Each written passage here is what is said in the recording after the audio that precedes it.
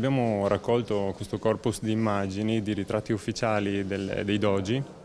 che sono l'esito di un percorso plurisecolare che è iniziato con Marco Corner come testimonial Sanudo, la cronaca di Donato Contarini, e arriva fino a Ludovico Manin.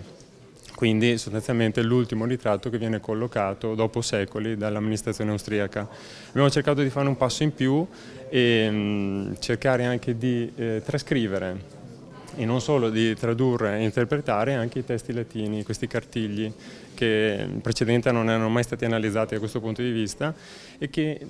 designano il profilo morale di questi doji e la condotta e la riuscita delle loro imprese.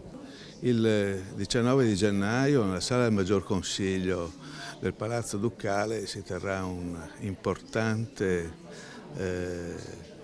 summit per la promozione del turismo veneto in Cina. Ci saranno nella sala del Maggior Consiglio una larga rappresentanza di potenti del mondo che verranno guardati dall'alto, a loro insaputa per lo più, dall'alto dei secoli e dall'alto di una potenza che per qualche tempo, dall'inizio del 200 fino al 500 circa, era forse la più grande potenza marittima ed economica del Mediterraneo. Ecco, quello che abbiamo fatto è cercare di valorizzare questo ciclo pittorico,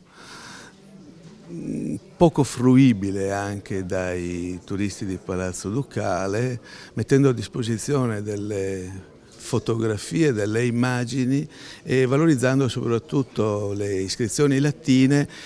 che hanno una quantità di sorprese, compreso il fatto che circa 40% di queste iscrizioni che accompagnano la figura dei doji sono in versi latini. Ecco, quindi abbiamo valorizzato dei dati che erano completamente nuovi.